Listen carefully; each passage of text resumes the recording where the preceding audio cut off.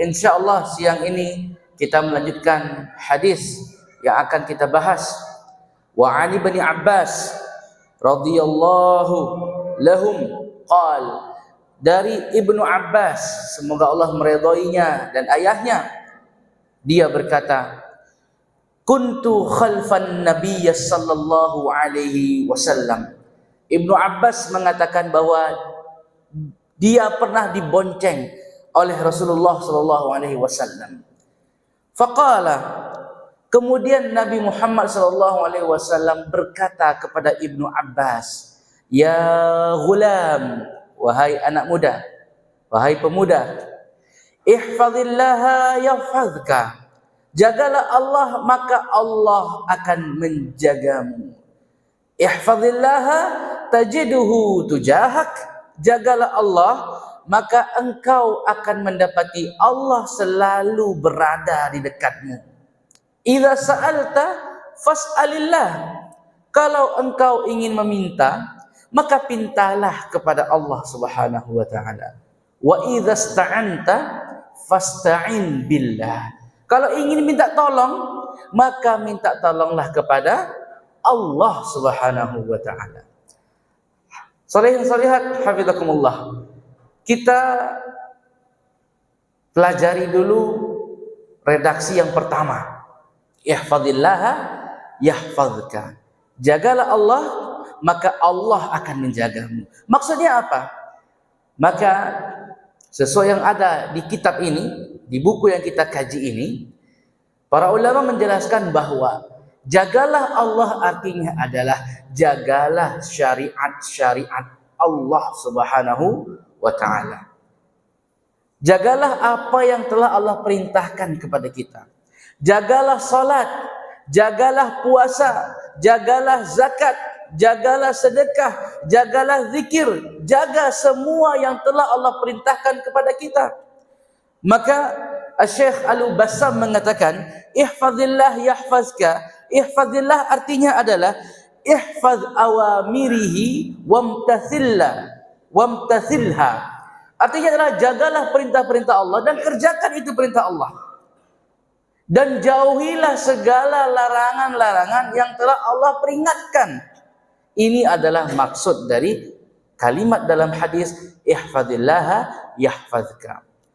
Maka para ulama menjelaskan ketika kita menjaga perintah Allah Subhanahu wa taala, maka Allah akan menjaga kita. Maksudnya apa? Allah akan menjaga diri kita, Allah akan menjaga anak-anak kita, Allah akan menjaga keluarga kita, Allah akan jaga harta kita, Allah akan jaga kehidupan kita di dunia dan di akhirat. Bapak Ibu sholihin sholihat, zaman sekarang tidak ada yang bisa menjaga anak-anak kita kecuali Allah. Bayangkan, tanpa kita sadari, anak-anak kita berkata kotor itu, belajar berkata kotor itu di mana? Di sekolah. Anak-anak kita itu belajar berbuat jelek di mana? Di sekolah. Bayangkan. Kalau kita tidak bertakwa kepada Allah, tidak menjaga yang Allah perintahkan, tidak menjaga syariat Allah, bagaimana mungkin Allah akan menjaga kita dan anak-anak kita? Nah, maka di sini akidah kita, ini ranah akidah, ranah iman. Sejauh apa iman kita kepada Allah, maka sejauh itu pula hasilnya. Ana 'inda dhanni 'abdi bi, kata Allah kan. Aku ini sesuai prasangka hambaku, kata Allah. Kalau kita yakin Allah akan menjaga anak-anak kita, maka Allah akan jaga. Tapi bagaimana kalau kita tak yakin kepada Allah? Zaman ini, zaman internet, banyak yang syubhat, banyak sekali. Ya. Di rumah bisa kita jaga anak-anak kita, di sekolah, di lingkungan, kita bekerja, kita sibuk. Ayahnya karir, ibunya wanita karir, siapa yang menjaga? Allah Subhanahu wa ta'ala. Tergantung lagi bagaimana akidah, keimanan, akhlak, takwanya si ayah dan ibu. Maka hadis ini Bapak Ibu, hadis sungguh luar biasa. Ihfazillaha yahfazka. Jagalah Allah, maka Allah akan jaga. Di dunia dan di akhirat. Di dunia Allah jaga harta kita. Allah jaga anak-anak kita. Allah jaga kehidupan rumah tangga kita. Di akhirat Allah jaga kita dari rasa-rasa syubhat, kemunafikan. Allah jaga dari riya, dari perbuatan-perbuatan syirik. Allah jaga kita selama kita menjaga Allah. Kemudian Rasulullah SAW melanjutkan, ihfadillaha tajiduhu tujahak. Ketika Allah kita jaga perintahnya semuanya, syariatnya, maka Allah akan selalu berada di sisi kita, ada di dekat kita. Idza sa'alta fas'alillah. Kalau ingin meminta, maka mintalah hanya kepada Allah, hanya kepada Allah. Ini bedanya manusia itu dengan Allah, Bapak Ibu. Allah itu akan marah kalau kita tidak meminta kepadanya. Kalau manusia marah kalau kita minta terus kepadanya. Nah, ini bedanya ya. Apa kata Allah dalam Al-Quran? Ya ayyuhan nas antumul fuqara. Wahai manusia, kamu itu miskin, kata Allah. Wallahu huwal ghaniyyul hamid. Dan Allah itu yang maha kaya. Allah itu maha kaya. Allah marah kalau kita tidak minta kepada Allah. Tapi manusia akan marah kalau kita minta terus ke dia. Sekali dua kali boleh lah Pak ya. 3 kali senyum. Minta ke 6, 7, 8 kali. Wah, udah masam muka itu. Itu beda kita sama, itu beda Allah dengan manusia. Maka idza sa'alta fas'alillah. Kalau mau minta, minta kepada Allah. Ada sebuah syair yang luar biasa Bapak Ibu. Ada sebuah syair yang luar biasa. Apa syairnya? La tas'alanna bunayya adama hajatan. Jangan minta sama anaknya Adam. Jangan minta sama anaknya Adam. Tapi wasalil ladzi abawabuhu la tuhjabu. Mintalah sama sesuatu yang pintunya itu tidak pernah tertutup. Siapa itu? Allah. Allahu yaghdabu in tarakta su'alahu. Allah itu marah kalau kita tidak minta kepadanya. Wa bunayyu adama hina yus'alu yaghdabu. Tapi kalau anak Adam diminta, dia akan marah. Jadi idza sa'alta fas'alillah.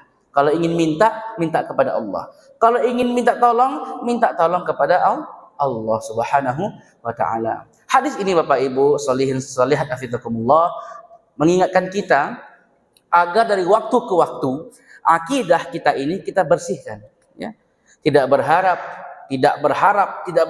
kepada makhluk.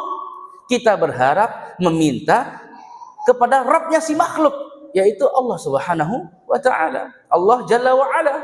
Ya. Tabarakallah, kepada Allah, bukan kepada makhluk. Hadis ini mengingatkan kita bahwa Allah lah yang maha kaya.